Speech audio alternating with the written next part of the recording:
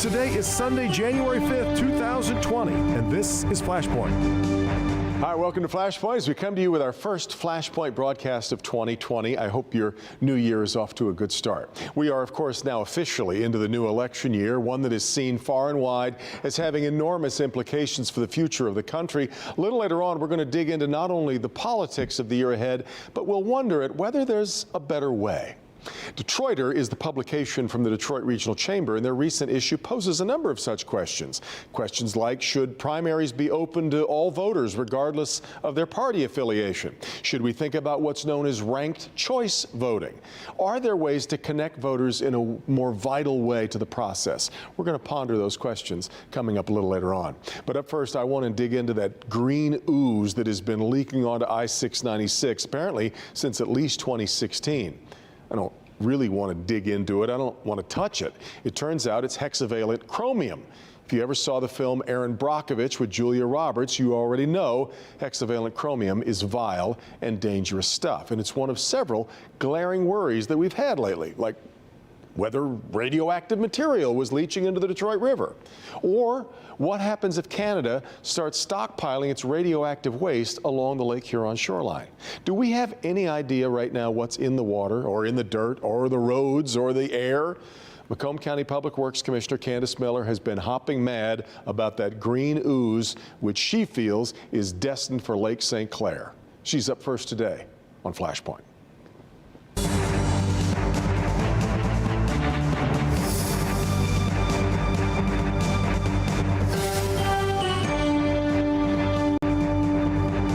Green ooze that showed up on I-696 is in Oakland County. It was from an Oakland County business, but it's the Public Works Commissioner from neighboring Macomb County who's been the fiercest critic of the state's response. And Candace Miller is here to talk about it this morning. Good to have you back on the program. Thanks, Devin. Delighted to be here. Why are you the one raising all of the ruckus on this? Well, I don't know, really. I mean, hopefully other people will engage. I think they are now. But I mean, I'm, of course, always thought of myself as an advocate for the people of Michigan in regards to protecting our magnificent Great Lakes. And this green ooze, the chromium-6, as I call it, it has an opportunity, unfortunately, to travel down, to migrate down 11 Mile, 696 11 Mile, which discharges at the end of 11 Mile into Lake St. Clair. Well, as I mentioned off the top, this has been leaching for now maybe 3-4 years or longer.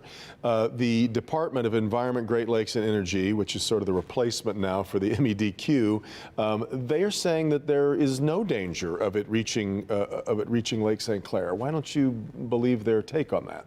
I don't think they're saying that anymore. Basically, what they said is by the time it gets there, it'll be so diluted you don't have to worry about it anymore. And of course, I said dilution is not a solution. I couldn't believe they actually did say that. That's not the correct response. However, as this thing has evolved, we've now seen what has happened with this particular site, which there was about $1.5 million of EPA Superfund dollars spent on a cleanup, which I think you could categorize honestly as inadequate. And then the EPA turned it over to, at that time, the MDEQ, now EGLE.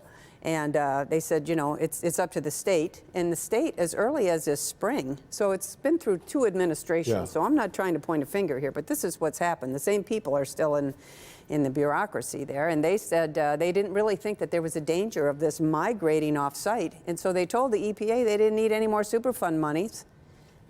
Which is interesting. So really? This came from a business called Electroplating Services. They've already... with the owner of the company doing a year in jail. Yes. So there's already a realization that this was hazardous waste that was being handled improperly. The response to it seems lacking in your view. There's obviously a problem there somewhere in the bureaucracy. And so, you know, I would respectfully call on the governor. I mean, to tell you the truth, when she reorganized, when she took office and made this department, the new EGLE, from the MDEQ. I think they call it Eagle, but you like Eggle. Well, there's no A in it. There's no A, so Eggle, I don't know, whatever they are. It's the same people, right? Yeah. And I just said, you know, look, I think this is good, what you're doing here. I mean, I'm all about the Office of the Great Lakes being moved under the Department of the Environment. It all made sense to me. But, you know, I do think that there needs to be a deep dive in that department because they do need a culture change. This has been really interesting for a lot of us, I think, watching you make the transition from someone who was in Congress to this new public works works, to your new life in public works.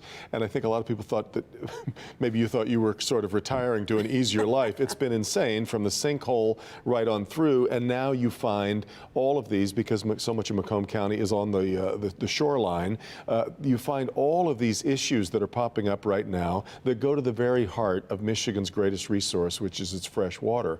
How much trouble do you think we're in with our custodianship of it? Going back, looking at Flint, we've had this issue where we thought there might be radioactive material being leached into the Detroit River recently, and now we watch as Canada's trying to figure out if they're going to put their nuclear waste up on the other side of the Lake Huron shoreline, right across from you. I think those are all serious issues. I look at sort of my job almost by using all of these things that we are finding just in Macomb County. It's amazing what you can find if you look. So first of all, we have to make sure that we are really doing a very comprehensive evaluation and inspection of all these different things, whether it's in the county level or across the state of Michigan or nationally or binationally as well. But I think we can use them all as a teachable moment, really, to sort of raise the awareness, the public awareness of the kinds of challenges that we are facing environmentally. And look, the Great Lakes is... It's not just our national treasure here, it's an international treasure. 20% of the drinking water supply of the entire planet. So it is so important, and we, all of us, have not been the best stewards of it over the years, and we need to do a better job. How concerned are you about the PFAS problem, which we keep learning more and more? Michigan is seen almost as a leader in this because we've responded to it more quickly. That's right. I think some people mistake that as meaning that we've got a bigger problem. This is a problem all over the place. All over the place, and all of us have it in us. I mean, if your mother used a Teflon pan and all the Teflon flaked, I remember that with scrambled eggs. It looked like there was pepper in there, but we're eating it. Anything designed to keep something from sticking to it certainly is built on PFAS. Yeah, they're forever chemicals. Yeah. So, the trick is, I think, to all of this, don't get overwhelmed by it all. I mean, how do you eat an elephant? One bite at a time.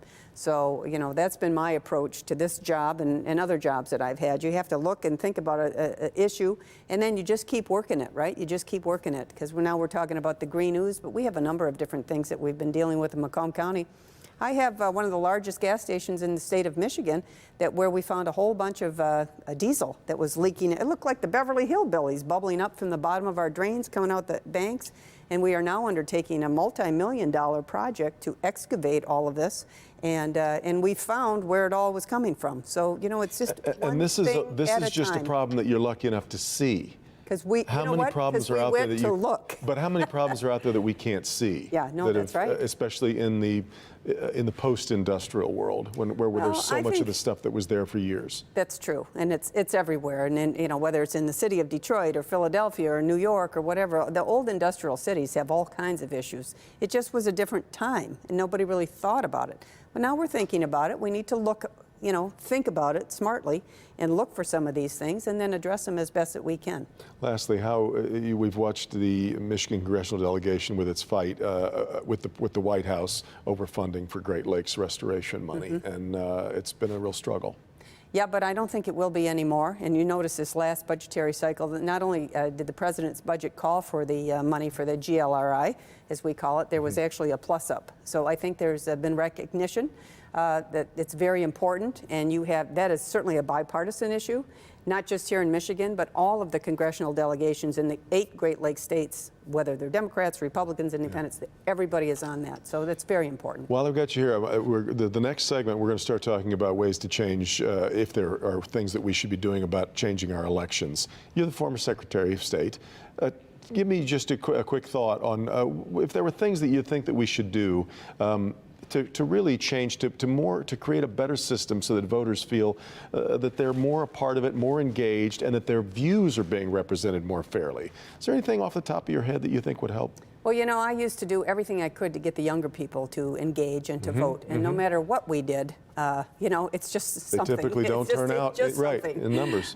There. But one thing I think we might want to take a look at is our primary date here in Michigan. Now, I'm not talking about the national elections, but from Michigan's perspective, our primaries in August, and people are on vacation, right? Or they're whatever they're doing. Yep. They're not thinking about politics all the time. So some states have them as early as March, others are into the end of September, and I'm not quite sure what the right date is, but that possibly could increase participation. Yeah. Although, you know, we have one of the highest percentages of people who are eligible to vote registered to vote in Michigan, but yet we never break the national average. We don't So get out there. Yeah, exactly. vote. Yeah.